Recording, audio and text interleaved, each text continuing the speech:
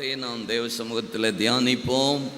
எசேக்கியேல் 12ஆம் அதிகாரம் அதனுடைய 28ஆம் வசனம். என் வார்த்தை ஒன்றாகிலும் இனி தாமதிப்பது இல்லை. எதுவுமே ஆண்டவர் இனி இந்த மாதத்தில் நம்ம பார்த்து சொல்கிறார், தாமதிக்க போகிறதே கிடையாது. இல்லையா சொல்லுங்க. நெடுநாள் காத்திருப்பது இருதயத்தை இளைக்க பண்ணும். ஆனால் விரும்பினது வரும்போதோ அது ஜீவ விருட்சம் போல இருக்கும் என்று போடப்பட்டிருக்கிறது. தாமதம் எல்லாம் நமக்குத்தான் தாமதமாக இருக்கிறதே தவிர, தாமதம் அவருடைய பாதையில் பார்வையில் தாமதமே அல்ல. அவர் ஏற்ற வேளையில் ஏற்ற சமயத்தில் அவர் செய்கிற ஆண்டவர். நம்முடைய சூழ்நிலையில் நம்முடைய பார்வையில் தான் சில நேரம் தாமதிக்கிறது போல இருக்கிறது. ஆனால் அவர் ஒரு நாளும் தாமதிப்பவர் அல்ல. அவர் தாமதம் பண்ணவும் மாட்டார். அவர் சில நேரம் நமக்கு தாமதம் பண்ணுகிற போல சூழ்நிலை வருகிறது என்றால், ஒன்று நம்மை சரி செய்கிறதற்காக, நம்முடைய சூழ்நிலைகளை சரி செய்கிறதற்காக இருக்குமே தவிர, அல்லாமல் ஒரு நேரமும் அவர் எதை குறித்தும் தாமதம் செய்ய மாட்டார். கடந்த நாட்களில் பல காரியங்களை நாம் தேவ சமூகத்தில் தியானித்தோம், தாமதங்களை குறித்து. யாத்ராகமத்தின் புஸ்தகத்தில் மோசே மலையிலிருந்து வர தாமதித்த போது 32ஆம் அதிகாரத்தில் ஆரோன் செய்த தவறுகளை பார்த்தோம். 1 சாமுவேலின் புஸ்தகம் 10ஆம் அதிகாரம் அதனுடைய 13ஆம் அதிகாரத்தில் நம்ம வாசித்தா, அங்கே சாமுவேல் தீர்க்கதரிசி தாமதம் செய்த போது கில்காலில் போய் 7 நாள் காத்திரு என்று ஆண்டவர் சொன்னார். ஆனால் 7 நாள் காத்திருந்தார். 7ஆவது நாள் துணிகரமாய் பலி செலுத்தினார். அந்த தாமதம் அல்ல, அவர்களுக்கு தாமதம் என்று போல் இருந்தது போல. அப்போ சவுல் துணிந்து செலுத்ததுனால ராஜ்யபாரத்தையே அவன் இழந்து போய் ராஜாவா இராதபடி புறக்கணித்து தள்ளப்பட்டான். இப்போ தாமதத்தின் நிமித்தம் நமக்கு சில நேரம் பயங்கர போராட்டம் வருகிறது. ஏன் தாமதிக்குது ஆண்டவரே? சில நேரம் நம்ம ஜெபமே பண்ணுறோம், தாமதியாதையும் சங்கீதக்காரனாகிய தாவீது ஜெபிக்கிறான்.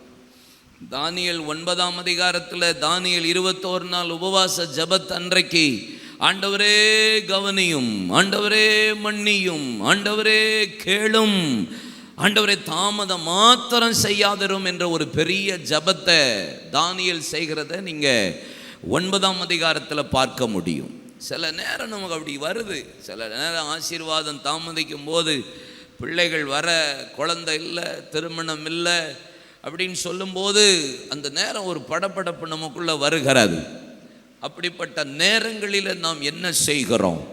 இன்றைக்கி ஒரு வேத பகுதியை உங்களுக்கு முன்பாக நான் நிறுத்த விரும்புகிறேன். ஆபக்கூக் 2ஆம் அதிகாரம் அதனுடைய 3ஆம் வசனம் உங்கள் எல்லாருக்கும் தெரிந்த ஒரு வேத பகுதி.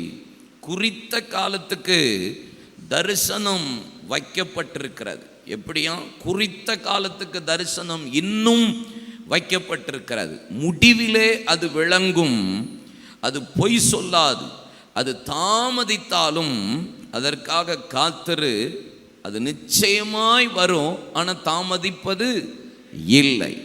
தாமதித்தாலும் காத்திரு அப்படின்னா அந்த இடம் தான் ஒரு முக்கியமான இடம் என்று இருக்கிறது. இங்கே ஆபக்கூக் தீர்க்க தரிசன புஸ்தகத்தில் இந்த முதல் வசனத்தை நீங்கள் வாசித்து பார்த்தீங்கன்னா, ஆபக்கூக்கு எங்கே இருந்து இந்த தீர்க்க தரிசனமான வார்த்தையை சொன்னார் என்று வாசிப்போமானால், நான் என் காவலிலே தரிசித்து அரணிலே நிலை கொண்டிருந்து. அப்படின்னா என்ன? ஒரு ஜாமக்காரனை போல அலங்கத்தில் உட்கார்ந்து தேசத்தை கவனித்து கொண்டிருந்த போது அப்படின்னு தான் அதனுடைய அர்த்தம். நான் காவலிலே தரித்து தேசத்தை வேவு பார்த்துக்கிட்டு இருக்கிறேன். எப்படி ஏசாயா தீர்க்க தரிசன புஸ்தகத்தில் ஒரு ஜாமக்காரன் எருசலேமின் மதில் மீது ரா முழுவதும் பகல் முழுவதும் ஜாமக்காரரை எழுப்புங்கள் என்று வேதம் சொல்லுகிறது.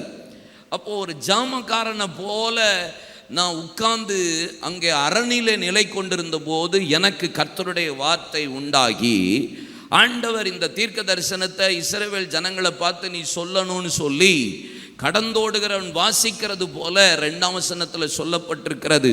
நீ அதை ஒரு பலகையில் எழுது, தீர்க்கமாக எழுது. எப்படி எழுதணுமா? ஆமாம். அப்படின்னா என்ன? கல்வெட்டில் செதுக்கிறது போல ஒரு உளியை எடுத்துட்டு ஒரு சுத்தியலை வச்சு செதுக்கிறது போல தீர்க்கமாக எழுது. அப்படியே எழுதுறார். இது மாறவே மாறாது. அப்புறம்தான் இந்த வசனத்தை சொல்லுகிறார், தரிசனம் தாமதிப்பதில்லை, உங்களுக்கு சொல்லப்பட்ட காரியங்கள் தாமதிப்பதில்லை, தாமதித்தாலும் அது நிச்சயமாய் வரும், காத்திருங்க, அது தாமதிப்பது இல்லை. 4ஆம் வசனத்தை வாசித்து பாருங்க. 4ஆம் வசனத்தை வாசிக்க கேட்போம். அகங்காரியா இருக்கிறானே, அவனுடைய ஆத்துமா அவனுக்குள் செம்மையானதல்ல, தன் விசுவாசத்தினாலே நீதிமான் பிழைப்பான். அல்லேலூயா. எப்பயுமே நமக்கு ஒன்று தோணும், நம்ம எப்பயுமே காத்திருக்கணும். நான் ஒரு வார்த்தை எழுதி வச்சிருக்கிறேன், கர்த்தர் என்னென்ன காரியங்களை செய்வார் என்று காத்திருப்பதற்கு பதிலாக. சொல்லுங்க, கர்த்தர் என்னென்ன காரியங்களை செய்வார் என்று காத்திருப்பதற்கு பதிலாக கர்த்தர் தம்முடைய காரியங்களை எப்பொழுது செய்வார் என்று காத்திருக்க வேண்டுமா? திருப்பி சொல்லட்டா, நமக்கு என்ன தோணும்? எங்கள் அப்பா வரார், என் மாப்பிள்ளை வரான், வெளியிருந்து ஒரு ஆள் வரார், என்னென்னலாம் வாங்கிட்டு வருவாருன்னு காத்திருக்காம அந்த ஆள் வந்தால் போதும்னு காத்திருக்கணுமா?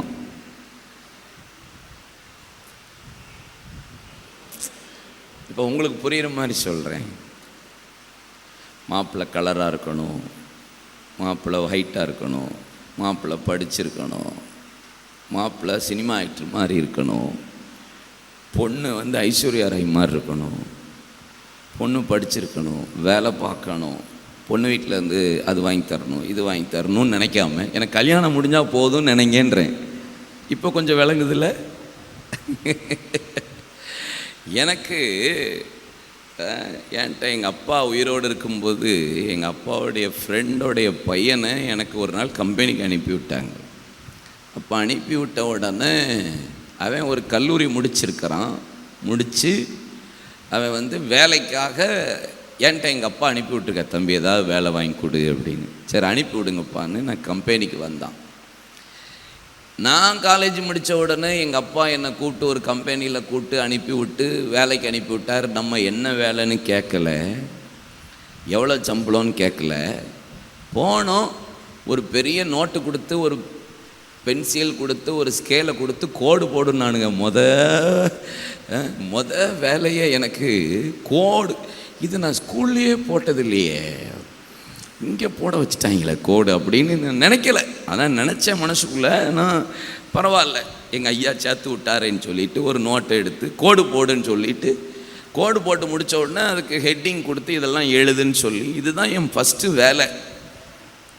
ஆனால் எங்கள் அப்பா அந்த பையனை எனக்கு அனுப்பி வச்சுட்டு வேலை உட்காந்தோடனே தம்பின்னு சொல்லிவிட்டு நான் உடனே ஒரு வேலையை வர்றதுக்கு முன்னாடி ரெடி பண்ணி வச்சுருக்கிறேன். எங்கள் அப்பாவுடைய க்ளோஸ் ஃப்ரெண்ட் அவர். ஆனால் அவன் என்கிட்ட கேட்டது எப்படி தெரியுமா? அவன் வந்த உடனே உட்கார்ந்தோடனே, தம்பி நான் அண்ணன் உனக்கு ஒரு வேலை அப்படின்னு ஆரம்பிக்கேன். ஆனால் எனக்கு இந்த ப்ரைவேட் லிமிடெட் கம்பெனியில் மாத்திரம்தான் வேலை வேணும்னா எனக்கு காலிலிருந்து உச்சந்தலை வரைக்கும் கோபம் வருது. ஆனாலும் சிரிச்சிட்டே, அப்படியாப்பா அப்படின்னு சொல்லிட்டு, நீ போ மாமாட்ட நான் சொல்கிறேன்னு சொல்லிட்டு கிளம்பி அனுப்பி விட்டு எங்கள் அப்பாட்ட சொல்ல, அவன் ப்ரைவேட் லிமிடெட் கம்பெனியில் தான் வேலை பார்ப்பானா, அதனால் நம்மளாம் அதுக்கு தகுதி இல்லை அப்படின்னு சொல்லி அனுப்பிட்டேன். கடைசி வரைக்கும் ஒரு 3 வருஷம் வேலை இல்லாமலே அலைஞ்சிச்சு அந்த. அப்போது சில ஆள்களுக்கு ஆண்டவர் என்னென்னலாம் செய்ய போகிறார் அப்படிங்கிறது இல்லை, அதை விட ஆண்டவர் எதிர்பார்க்கிறது என்ன? கர்த்தர் தம்முடைய காரியங்களை எப்பொழுது செய்வார் என்று காத்திருக்க வேண்டும். ஆமென் சொல்லுங்க. இன்னைக்கு ஆண்டவர் சொல்லுகிறார் உங்களை பார்த்து, எதுவுமே இனி தாமதிப்பது இல்லை. கைத்தட்டி ஆண்டவரை மகிமைப்படுத்துங்க. எதுவுமே இனி தாமதிப்பது இல்லை சொல்லிட்டு ஒரு வசனம் சொல்றாரு பார்த்தீங்களா? இதோ அகங்காரியா இருக்கிறானே, அவனுடைய ஆத்துமா அவனுக்கு செம்மையானது அல்ல. அப்படின்னா என்ன அர்த்தம்? இந்த காரியங்கள் எல்லாம் சில நேரம் தாமதிக்கிறது போல வரும்போது நம் ஆட்கள் எப்படிப்பட்ட ஆட்களாக மாறிடுறாங்க? இந்த காத்திருக்கிற காலங்களில் தரிசனம் நிறைவேறுகிறதற்காக காத்திருக்கிற காலங்களில் நம்ம ஆவிக்குரிய வாழ்க்கையில், விசுவாசத்தில், பொறுமையில், அன்பில், ஜெபத்தில், ஊழியத்தில் எப்படி நீங்கள் கடைசி வரைக்கும் உங்களை சஸ்டைன் பண்ணி வச்சுக்கிறீங்க? அகங்காரிகளாக இருக்கிறீர்களேன்னு சொல்லிட்டு அவனுடைய ஆத்மா அவனுக்குள் என்னவா இல்லையா? செம்மையானதா அல்ல. ஆனால் ஒன்று சொல்கிறார், தன் விசுவாசத்தினாலே நீதிமான் பிழைப்பான். இந்த காத்திருக்கிற காலத்தில் நீங்கள் எப்படி விசுவாசம் உடையவர்களாக இருக்கிறீர்கள்? வேதத்தில் ஒரு சில ஆட்களுக்கு வந்த சில போராட்டங்கள், பிரச்சனைகளை உங்கள் முன்னாடி நான் வைக்க போகிறேன். எல்லாருக்கும் குறித்த காலத்துக்கு தரிசனம் வைக்கப்பட்டிருந்தது. ஆனால் இடையில் அந்த காலகட்டம், காத்திருக்கிற அந்த நேரம் இருக்குல்ல, அது அவர்களுக்கு எதனால் வந்தது, அந்த வந்த போராட்டத்தில் அவங்க எப்படி அதை அவர்கள் தங்களை காத்து கொண்டு தரிசனத்தை அடைந்தார்கள் அப்படிங்கிறது தான் இன்னைக்கு செய்தி. ஆமேன் சொல்லுங்க. அல்லேலூயா. ஆமென். முதலாவது ஒரு 2 பேரை உங்களுக்கு முன்னாடி நான் நிறுத்த விரும்புகிறேன். ஆதியாகமத்தின் புஸ்தகம் அதனுடைய 37ஆம் அதிகாரத்தினுடைய 7லிருந்து 10 வசனங்களை நீங்கள் வாசித்தால், யோசேப்பு என்கிற ஒரு வாலிபனுக்கு ஒரு பெரிய தரிசனத்தை கர்த்தர் கொடுக்கிறார். ஒரு பெரிய தரிசனம். நாம் வயலில் அறுத்த அரிகளை கட்டி கொண்டிருந்தோம். அப்பொழுது எனக்கு ஒரு தரிசனம் வருது. 11 அரிக்கட்டு எனக்கு முன்பாக தாழ விழுந்து வணங்கி நிற்கிறது. சூரியன் சந்திரன் கூட எனக்கு முன்னாடி வணங்கி நிற்கிறது அப்படின்னு சொல்லி சகோதரர்கள்ட்ட சொன்னபோது சகோதரர்களுக்குள்ள பயங்கர கோபமும் எரிச்சலும் வந்தது. அவங்க அப்பாட்ட சொன்னபோது அவங்க அப்பா அதை கடிந்து கொண்டார். உங்கள் அம்மா நான் எல்லாருமா உனக்கு முன்னாடி வணங்கி தாழ விழுந்து போவோம், உனக்கு எவ்வளவு இருக்கும் இருமாப்பு அப்படின்னு சொல்லி அவனை கடிந்து கொண்டார். ஆனால் இருதயத்தில் வைத்து கொண்டார் என்று வேதம் சொல்லுகிறார். ஆனால் இவ்வளவு பெரிய தரிசனம் நிறைவேறுகிறதற்கு ஆண்டவர் பல காலங்கள் அவனை காத்திருக்கும்படி செய்ய வேண்டியதாக இருந்தது.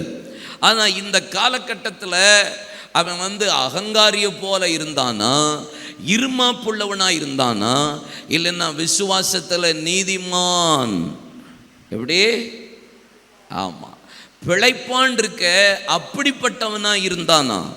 இந்த காத்திருக்கிற காலங்களில் நம்முடைய ஆவிக்குரிய வாழ்க்கை எப்படி இருக்கிறது? தரிசனம் ஒரு நாளும் பொய் சொல்லாது. தரிசனம் ஒரு நாளும் தாமதிப்பதில்லை. தாமதித்தாலும் காத்திருங்க, அது நிச்சயமா வரும், அது தாமதிப்பதில்லை. யோசேப்புக்கு தரிசனம் வைக்கப்பட்டிருந்தது, அவன் காத்து கொண்டிருந்தான். ஆனால் அந்த தரிசனம் வருகிறதற்கு கொஞ்சம் காலம் எடுக்கும் என்கிற சூழ்நிலை வந்தபோது அந்த காலகட்டத்தில் யோசேப்பினுடைய நிலைமை எப்படி இருந்தது? ஏன் அவனுக்கு ஒரு பெரிய போராட்டம் வந்தது? ஏன் அவனை சகோதரர்கள் குழிக்குள்ளே தூக்கி போட்டார்கள்? ஏன் அவனை பகைத்தார்கள்? ஏன் அவனுக்கு இப்படிப்பட்ட ஒரு பெரிய பிரச்சனைக்குள்ளாக போனான்? எகிப்தினிடத்தில் விற்று போடப்பட்டான், இஸ்மவேலரிடத்தில் ஏன் விற்று போடப்பட்டான்? ஒன்று சொல்லுகிறேன், இந்த காலகட்டத்தில் உங்களுக்கு வருகிற ஆசீர்வாதங்கள், நன்மைகள் தாமதிப்பதில்லை. ஆனால் காத்திருக்கிற காலத்தில் ஒரு போராட்டம் வருதில்லை. ஏன் இந்த போராட்டம் வருதுன்னா, தரிசனம் யாருக்கு இருக்கோ அவங்களுக்கு இந்த போராட்டமும் பிரச்சனையும் வரும். அல்லேலூயா சொல்லுங்க. தரிசனம் இருக்கிறவர்களுக்கு பிரச்சனை, போராட்டம் உண்டு. ஆனால் அது நிச்சயமாய் வரும், அது தாமதிப்பது இல்லை. கைத்தட்டி ஆண்டவரை மகிமைப்படுத்துவோம். தரிசனம் உள்ளவர்களுக்கு தான் போராட்டம் வரும். தரிசனமே இல்லாதவர்களுக்கு எதுக்கு பிரச்சனை வரப்போகுது? எதுக்கு போராட்டம் வரப்போகுது? அவங்க காத்திருக்கிற காலத்தில் அவங்க விசுவாசத்தை காத்து கொண்டிருப்பார்கள். தரிசனம் இல்லாதவர்களால் விசுவாசத்தை காத்து கொண்டிருக்க முடியாது. தரிசனம் இல்லாதவர்களுக்கு போராட்டமும் வரப்போறதில்லை, குழி இருக்க போறதில்லை, இஸ்மவேல் இடத்துல விற்று போடப்பட போறது இருக்க போறதில்லை, பகைக்கப்பட போகிறது இல்லை. ஆமென் சொல்லுங்க. அல்லேலூயா. ஆதியாகமம் 41:43 பாருங்க, உடனே கர்த்தர் அந்த தரிசனத்தை தேவன் தாமதிக்காமல் தேவன் தீவிரமாய் நிறைவேற்றி அவனை சிங்காசனத்தில் உட்கார பண்ணினார் என்று வேதம் சொல்லப்பட்டிருக்கிறது. தரிசனம் உடையவன். அப்போஸ்தலனாகிய பவுலுக்கு ஏன் ஒரு பெரிய போராட்டம்? 2 கொரிந்தியர் 12ஆம் அதிகாரம் 1 வசனத்தை வாசித்து பாருங்க.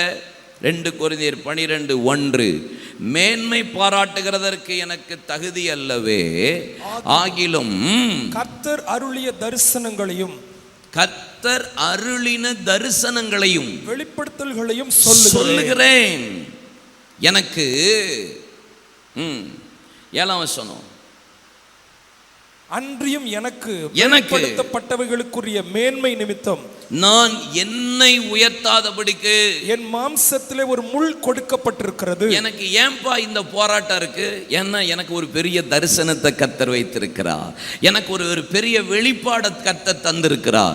எவனுக்கும் எவளுக்கும், எந்த தேவ மனுஷனுக்கும் எந்த தேவ மனுஷிக்கும், எந்த கர்த்தருடைய பிள்ளைகளுக்கு தரிசனம் இருக்கோ, உங்களுக்கு கர்த்தர் நிச்சயம் ஒரு போராட்டத்தை வச்சிருப்பார். அந்த போராட்டத்தின் முடிவில் தரிசனம் விளங்கும். கர்த்தர் தாமதிப்பதில்லை, அந்த தரிசனத்தை நிறைவேற்றி தருவார். அல்லேலூயா. யோசேப்புக்கு 2வது இருந்த பிரச்சனை என்ன? பரிசுத்த பிரச்சனை. உங்க தரிசனம் நிறைவேறும், அது தாமதிப்பதில்லை. ஆனா ஏன் ஒரு பெரிய போராட்டம் வருது இந்த காத்திருக்க காலத்துல? ஏன்னா இவன் பரிசுத்தமா இருந்தான். ஆதியாகமம் 39ஆம் அதிகாரம் 8-9 வசனம் சொல்லுகிறது. வாசிக்க கேட்போம். அவனோ தன் எஜமானுடைய மனைவியின் சொல்லுக்கு இணங்காமல் அவளை நோக்கி, இதோ வீட்டிலே என்னிடத்தில் இருக்கிறவர்கள் யாதொன்றையும் குறித்து என் ஆண்டவன் விசாரியாமல் தமக்கு உண்டான எல்லாவற்றையும் என் கையில் ஒப்புவித்திருக்கிறார். இந்த வீட்டில் என்னிலும் பெரியவன் இல்லை. நீ அவருடைய மனைவியா இருக்கிறபடினால் உன்னை தவிர வேறொன்றையும் அவர் எனக்கு விலக்கி வைக்கவில்லை. இப்படி இருக்க நான் இத்தனை பெரிய பொல்லாங்குக்கு உடன்பட்டு தேவனுக்கு விரோதமாய் பாவம் செய்வது எப்படி என்றான். 20ஆம் வசனம் பாருங்க. யோசேப்பின் எஜமான் அவனை பிடித்து ராஜாவின் கட்டளையால் காவலில் வைக்கப்பட்டவர்கள் இருக்கும் சிறைச்சாலையிலே அவனை ஒப்புவித்தான். அந்த சிறைச்சாலையிலே அவன் இருந்தான். அல்லேலூயா. ஏன்பா உனக்கு இந்த போராட்டம்? காத்திருக்கிற காலத்துல பரிசுத்தமா நிக்கிறவனுக்கு போராட்டம் வரதான் செய்யும். ஆனா அதுல தாங்கி பிடிச்சு நிக்கிறவனை கர்த்தர் தரிசனத்தை நிறைவேற்றி முடிப்பார். அது தாமதிப்பது இல்லை. அல்லேலூயா. நீங்கள் இந்த காத்திருக்கிற காலத்தில் உங்களுக்கு வர்ற பரிசுத்த போராட்டம், அதில் நீங்கள் எப்படி தாக்கு பிடிக்கிறீங்க? தாமதிப்பது இல்லை, ஆனால் நிச்சயமாக வரும். காத்திருங்க. ஆனால் அந்த காத்திருக்கிற காலத்தில் நீங்கள் பரிசுத்தமாக இருப்பீங்கன்னா, நீங்கள் தரிசனம் உடையவர்களாக இருப்பீர்களானால் உங்களுக்கு தடை வரும், போராட்டம் வரும். அந்த நேரத்திலும் நீங்கள் விசுவாசத்தில் காத்திருப்பீர்களானால் அது தாமதிப்பது இல்லை, நிச்சயமாய் வரும். ஆமென் சொல்லுங்க. தானியேல் 3ஆம் அதிகாரம் 17-18 வசனம் பாருங்க. 2வது இந்த காத்திருக்கிற காலத்தில் என்னத்திற்குள்ள போராட்டம் வரும்? நாங்கள் ஆராதிக்கிற எங்கள் தேவன் எங்களை தப்புவிக்க வல்லவராயிருக்கிறார். அவர் எரிகிற அக்கினி சூளைக்கும் ராஜாவாகிய உம்முடைய கைக்கும் நீங்களாக்கி விடுவிப்பார். 18ஆம் வசனம், அவர் விடுவிக்காமல் போனாலும் நாங்கள் உம்முடைய தேவர்களுக்கு ஆராதனை செய்வதும் இல்லை, நீ நிறுத்தின பொற்சிலையை பணிந்து கொள்வதும் இல்லை என்கிறது ராஜாவாகிய உமக்கு தெரிந்திருக்க கடவுது என்றான். அப்போ இந்த காத்திருக்கிற காலங்களில் யாருக்கு பிரச்சனை போராட்டம் வரும்? அதில் உங்கள் விசுவாசம் எப்படி இருக்கும், உங்களுடைய பொறுமை எப்படி இருக்குது, உங்கள் ஜெபம் எப்படி இருக்குது, உங்கள் ஆராதனை எப்படி இருக்குங்கிறத கர்த்தர் பாப்பா. இந்த காத்திருக்கிற காலத்தில் ஆராதிக்கிறவர்களுக்கு போராட்டம் உண்டு. அல்லேலூயா சொல்லுங்க. யாரெல்லாம் கர்த்தரை ஆராதிக்கிறோமோ, உண்மையாக ஆராதிக்கிற பிள்ளைகளுக்கு, உண்மையாக கர்த்தரை தொழுது கொள்ளுகிற பிள்ளைகளுக்கு, சாத்ராக் மேஷாக் ஆபேத்நேகோ கர்த்தரை உண்மையாய் கர்த்தரை தொழுது கொண்டது நிமித்தம் ஆராதிக்கிறவர்களுக்கு ஒரு பெரிய பிரச்சனை, போராட்டம். தானியேலின் புஸ்தகத்தில் நீங்கள் வாசித்து பாருங்க. வேதம் சொல்லுகிறது 6ஆம் அதிகாரம் 20ஆம் வசனத்தை பாருங்க. ராஜா கெபியில் கிட்ட வந்த போது துயர சத்தமாய் தானியேலை கூப்பிட்டு, ஜீவனுள்ள தேவனுடைய தாசனே, நீ இடைவிடாமல் ஆராதிக்கிற உன் தேவன் உன்னை சிங்கங்களின் தப்புவிக்க வல்லவராயிருந்தாரா என்று தானியேலை கேட்டார்.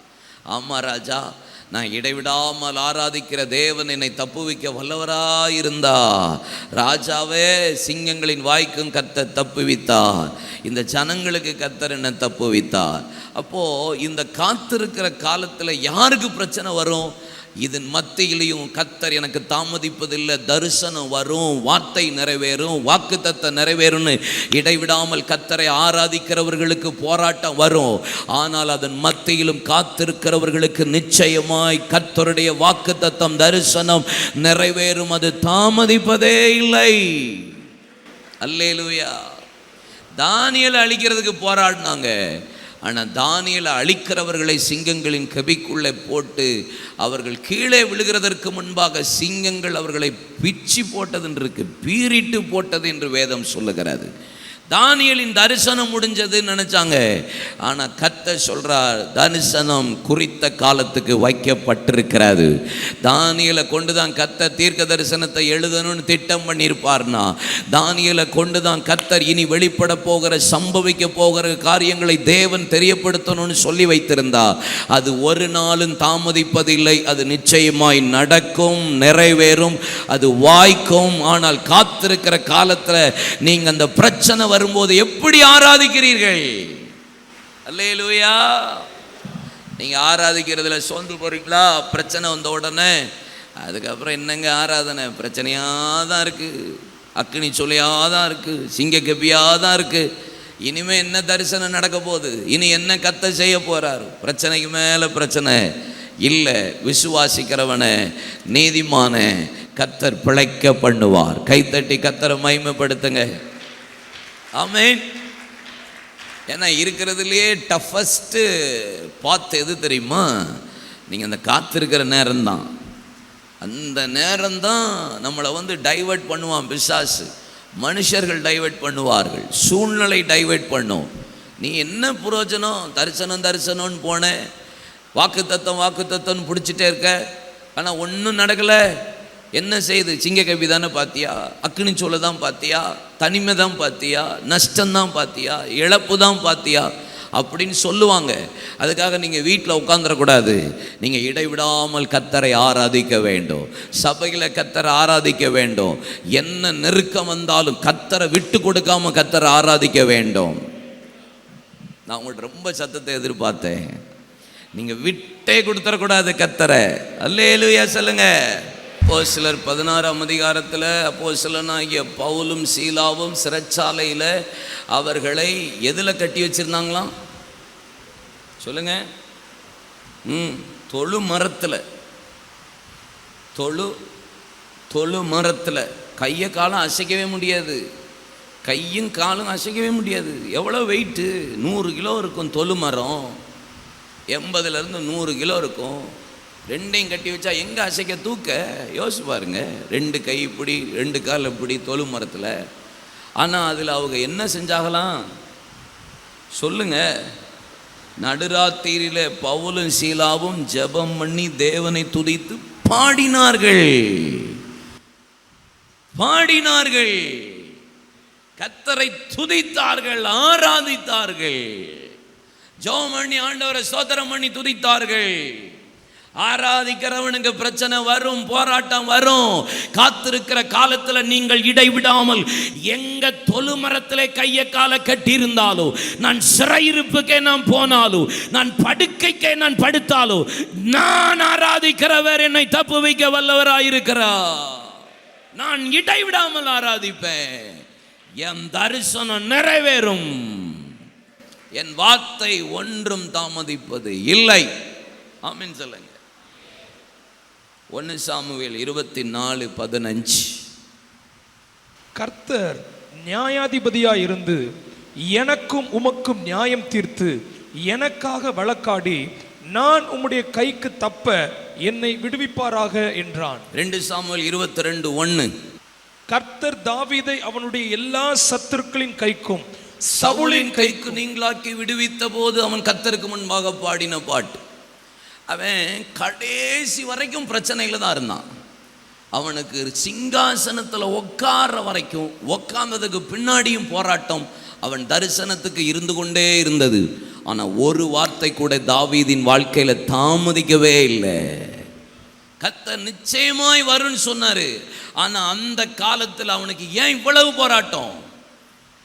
தகப்பன் தாய் தகப்பனால போராட்டம், சகோதரர்களால போராட்டம், துஷ்ட மிருகங்களினாலே போராட்டம், துஷ்ட மனிதர்களினாலே போராட்டம், பெலிஸ்தியர்களினாலே போராட்டம், அமலேக்கியரினாலே போராட்டம், அம்மோனியர்களினாலே போராட்டம், சவுலின் நிமித்தம் போராட்டம், அவனுடைய பிள்ளைகளின் நிமித்தம் போராட்டம், தாவீது அவனுடைய பிள்ளைகள் அப்சலோமின் நிமித்தம் போராட்டம், அம்னோனி நிமித்தம் போராட்டம், கூட இருந்த யோவாபின் நிமித்தம் போராட்டம், அவன் கூட இருந்த ஆசாரிய நிமித்தம் போராட்டம், அவன் கூட இருந்த ஆலோசனைக்காரனாகிய அகித்தோப்பேலின் நிமித்தம் போராட்டம், அவன் கூடையே இருந்து ஆசீர்வாதத்தை பெற்ற சிமேயின் மூலியமா போராட்டம். ஒரு மனுஷனுக்கு இவ்வளவு பிரச்சனை வரணும்? இவ்வளவு பிரச்சனை வந்துச்சுன்னா அந்த ஆள் என்ன செய்வான்? பெட்டி எடுத்து காலி பண்ணி இந்த இடத்த விட்டு கிளம்பி போயிடும், ஊரை விட்டு காலி பண்ணி பஞ்சாயத்தை வேண்டாம் அப்படிதான் நினைப்பான். ஆனால் கர்த்தர் சொன்ன வாக்குத்தத்தம் ஒன்றும் தாமதிக்கல. பார்த்தீங்களா? 22:1 2 சாமுவேல் 22:1 அவனை கர்த்தர் எல்லா சத்துருக்களுக்கும் நீங்களாக்கி விடுவித்து, சவுலின் கைக்கும் நீங்களாக்கி விடுவித்து, அவன் கர்த்தருக்கு முன்பாக பாடினான். தரிசனமே ஒரு நாளும் தாவீதே உனக்கு தாமதிப்பதில்லை, நிச்சயமாய் வரும். தாமதித்தாலும் காத்திரு. காத்திருக்கிற நாட்கள்ல உனக்கு ஏன்பா இவ்வளவு பிரச்சனை? ஏன்னா நீ அபிஷேகம் பண்ணப்பட்டவன். ஏன்? நீ அபிஷேகம் பண்ணப்பட்டவனுக்கு தான் பஞ்சாயத்தே வரும். இல்லையா? சொல்லுங்க. காத்திருக்கிற காலத்தில் யாருக்கு வரும் பிரச்சனை? நீங்க ஆராதிக்கிற ஆட்களா இருந்தா உங்களுக்கு பிரச்சனை வரும். ஆனாலும் காத்திருங்க. விசுவாசிக்கிறவன் ஒரு நாளும் பிழைக்க மாட்டான்னு போடல, விசுவாசிக்கிறவன் பிழைப்பான் தான் போட்டிருக்கு. நம்ம அந்த காலத்தில் எப்படி இருக்கோங்கிறதான் இன்னைக்கு கேள்வி. பிரச்சனை வரும்போது, காத்திருக்கிற நேரத்தில் ஆராதிக்கிறவனுக்கு பிரச்சனை வரும், தரிசனம் உள்ளவனுக்கு போராட்டம் வரும். மூன்றாவது யாருக்கு வரும்? அபிஷேகம் உள்ளவனுக்கு. நீங்க அபிஷேகம் பெற்றிருக்கீங்களா? அப்படின்னா வந்து பிசாசு லைட்டாக எட்டி பார்ப்பான். தாமதித்து அப்படி காத்துட்டு இருப்பீங்கல்ல, அந்த நேரம் வருவான், கூட இருக்கிற ஆளையே எழுப்புவான். இல்லையா? சொல்லுங்க. சாரால் நவரோஜ் அம்மா எவ்வளோ பாட்டு எழுதியிருக்காங்க? 395 பாட்டு எழுதியிருக்காங்க. எத்தனை பாட்டு? 395 பாட்டு. 9 இங்கிலீஷ் சாங் எழுதியிருக்காங்க, 9 ஆங்கில பாடல், 395 தமிழ் பாடல். அவங்க அக்காவும் அம்மாவும் கல்யாணமே முடிக்காமல், அவங்க அம்மாவும் சாரல் நவரோஜ் அம்மாவும் அவங்க அக்கா தங்கச்சி 2 பேருமே கல்யாணம் முடிக்காமல் கர்த்தருடைய ஊழியத்தை செஞ்சாங்க. கவர்மெண்ட் எக்ஸாம் எழுதினாங்க. ஈபியில் அவங்களுக்கு ஒரு போஸ்டிங் கிடச்சிது. ஈபியில் போஸ்டிங்கில் சென்னையில் அப்பாயின்மெண்ட் ஆனது. நல்லா வேலை பார்த்துட்டு ஊழியம் செஞ்சு பாட்டெல்லாம் எழுதிட்டு இருந்தாங்க. சிபிஎம்மில் போய் ஜாயின் பண்ணாங்க. கர்த்தருடைய ஆவியானவர் அவங்கள பேச ஆரம்பித்தார். ஆண்டவர் அவங்கள ஊழியத்துக்கு கூப்பிட ஆரம்பித்தார். தேவனுடைய அபிஷேகம் அவங்க மேலே வந்து இறங்கியது. அவங்க வீட்டில் அது வரைக்கும் அவங்களுக்கு யாரும் பிரச்சனை இல்லை, அவங்க அம்மா அப்பா ஒரு ப்ராப்ளம் இல்லை. ரொம்ப சந்தோஷமாக பிள்ளைக்கு கவர்மெண்ட் வேலை கிடச்சிருச்சுன்னு ஆசைப்பட்டாங்க. அந்த நாளில் இருந்து அவங்க வெள்ளை ட்ரெஸ் தான் உடுத்த ஆரம்பித்தாங்க. சிபிஎம்மில் பாட்டு எழுதி பாட ஆரம்பித்தாங்க. சிபிஎம் மீட்டிங்கில் ஆவியானவர் நிரப்பி அபிஷேகம் பண்ண உடனே ஊழியத்துக்கு அழைச்சாங்க. சாரால் நவரோஜ் அம்மா ஊழியத்துக்கு ஒப்பு கொடுத்த உடனே அங்கே இருக்கிற சிபிஎம்மில் அப்பாயின்மெண்ட் பண்ணப்பட்டாங்க. அடுத்த அபிஷேகம் தேவாவியானவர் ஊற்றுகிறார். சாரால் நவரோஜ் அம்மாவை சிலோனுக்கும் அவங்க அக்காவை சென்னையில் இருக்கிற சிபிஎம்க்கும் அப்பாயின்மெண்ட் பண்ணி ஊழியத்துக்கு அனுப்புகிறாங்க. அப்போ வீட்டில் இருக்கிற எல்லாருக்கும் கோபம், எல்லாத்துக்கும் பிரச்சனை, எல்லாத்துக்கும் பகைக்கப்பட்டாங்க. ரயில்வே ஸ்டேஷனில் போய் டைம் ஆகுதுன்னே போய் ரயில்வே ஸ்டேஷனில் போய் உட்காந்தாச்சு. ரயில்வே ஸ்டேஷனில் உட்காந்துட்டு இருக்கிறாங்க. அம்மா வந்து என்னை ஏற்றி அனுப்பி விடுவாங்க, அப்பா வருவாங்க, எல்லாரும் வந்து என்னென்ன அனுப்பி விடுவாங்க அப்படின்னு வெயிட் பண்ணிட்டு இருக்காங்க. சிலோனுக்கு போகிறேன்னு அப்படின்னு ரயில்வே ஸ்டேஷனில் உட்காந்துட்டு இருந்தா ஒரு ஆளும் வரல. ஏன்னா குறித்த காலத்துக்கு தரிசனம் வைக்கப்பட்டிருக்கு. அது தாமதிக்கலாம், நிச்சயமா வரும், காத்திருங்க. ஆனால் அது தாமதிப்பதில்லை. அபிஷேகம் பண்ணப்பட்ட ஆளுக்கு தான் எல்லா போராட்டமும் வரும். இந்த அபிஷேகம் வந்தது நிமித்தம் யாருமே அவங்கள சென்ட் ஆஃப் பண்ண வரல. அப்போ சாரால் நவரோஜ் அம்மா எழுதின பாட்டு என்ன பாட்டு தெரியுமா?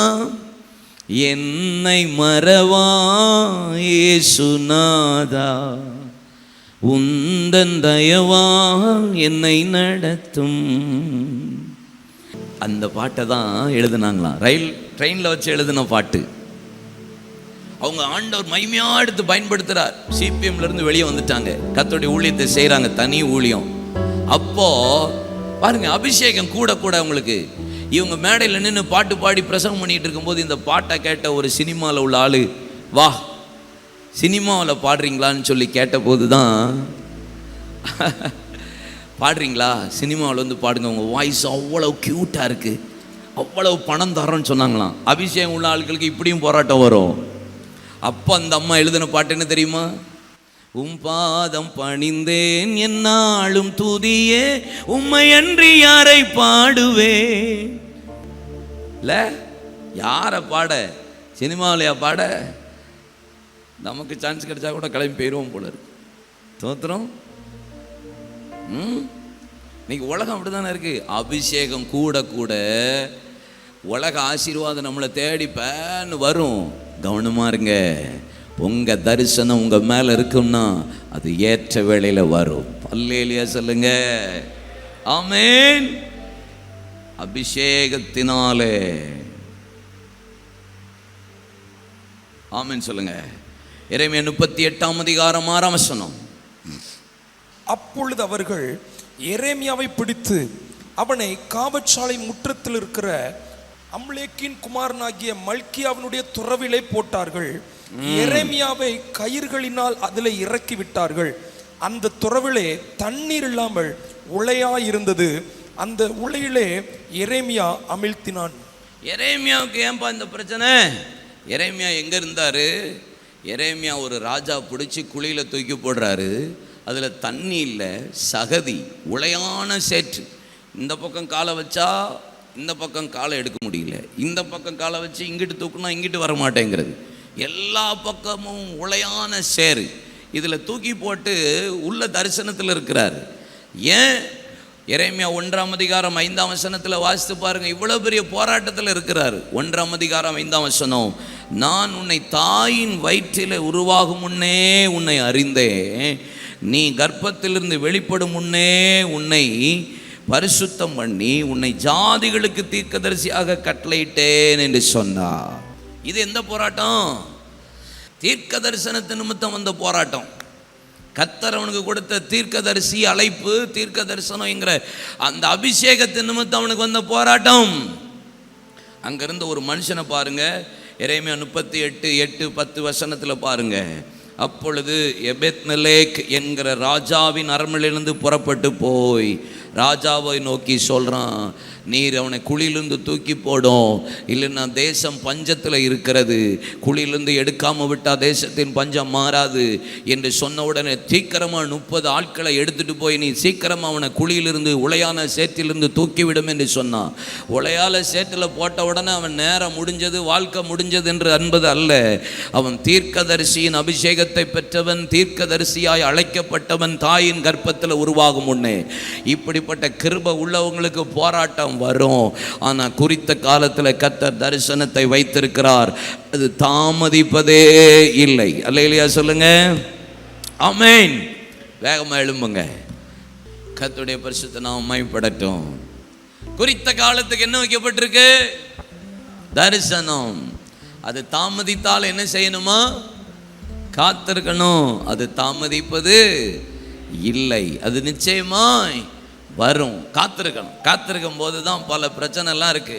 இந்த காத்திருக்கிற காலத்தில் உங்கள் விசுவாசம் எப்படி இருக்கு? யோபுவுக்கு ஒரு பெரிய பிரச்சனை வந்துச்சு, போராட்டம். அவ்வளவு வாதிக்கப்பட்டான், அவ்வளவு வியாதியினால சோதிக்கப்பட்டான். ஆனாலும் பொறுமையாக இருந்தான். யாக்கோபு 5 யோபுவின் பொறுமையை குறித்து கேள்விப்பட்டீர்களே, கர்த்தருடைய முடிவை கண்டீர்களே. கர்த்தர் இரக்கமும் உருக்கமும் நீடிய சாந்தமுடையவராயிருந்து அவன் சொன்னதை, கர்த்தர் அவனுக்கு சொன்னதை நிறைவேற்றும்படி ரெட்டிப்பான ஆசீர்வாதத்தை, தரிசனத்தை கொடுத்தா. நீங்கள் காத்திருக்கிற காலத்தில் விசுவாசித்து இருக்கீங்களா? இல்லைன்னா 4 இப்படி போடப்பட்டிருக்கிறது. ஆபகூக்கு 2:4 விசுவாசத்தினாலே நீதிமான் பிழைப்பான் இருப்பான். ஆனா இதோ அகங்காரிகளாய் இருக்கிறானே, அவனுடைய ஆத்துமா அவனுக்குள் செம்மையானதல்லதா இருக்கிறதே. காத்திருக்கிற காலத்துல நம்ம எப்படி இருக்கிறோம்? செம்மையா இருக்கிறோமா? விசுவாசத்துல பெர்ஃபெக்டா இருக்கிறோமா? ஜெபத்துல கரெக்டா இருக்கிறோமா? ஆராதிக்கிறதுல கரெக்டா இருக்கிறோமா? தரிசனத்துல கரெக்டா இருக்கிறோமா? தீர்க்க தரிசனத்தை கர்த்தர் கொடுத்திருக்கிறாரு, அதுல கரெக்டா இருக்கிறோமா? ஆவியானவர் உங்களோட இடைப்பட்டிருக்கிறாரே, அந்த வார்த்தையை பிடிச்சிட்டு ஓடுறீங்களா? இல்லைன்னா அந்த காலத்துல நீங்க அப்படி இப்படி அங்கிட்ட எங்கிட்ட அங்கலாய்க்கிறீங்களா? இல்லைன்னா ஆராதிக்காம சபைக்கு வராம இருக்கீங்களா? கர்த்தரை தொழுது கொள்ளாம இருக்கீங்களா? ஜெபம் பண்ணாம இருக்கீங்களா?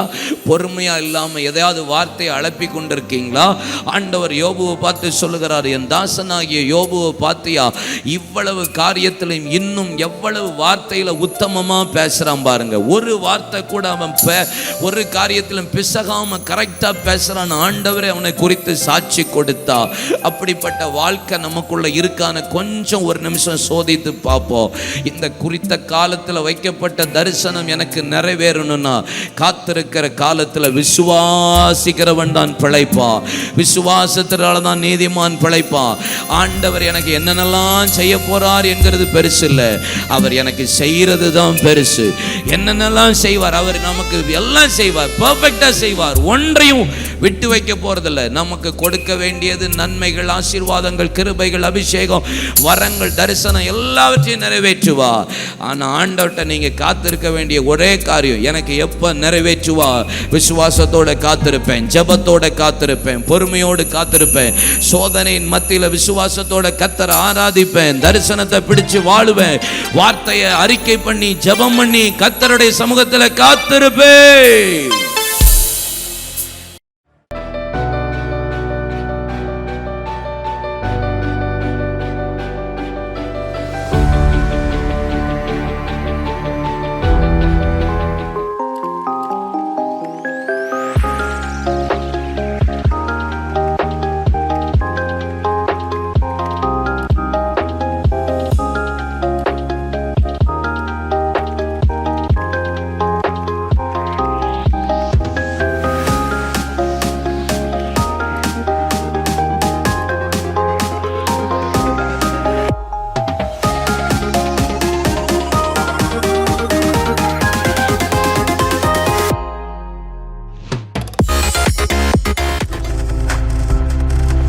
நீங்கள் பார்த்து கொண்டிருப்பது உங்கள் ஜாய் டிவி. உங்கள் துக்கம் சந்தோஷமாய் மாறும்.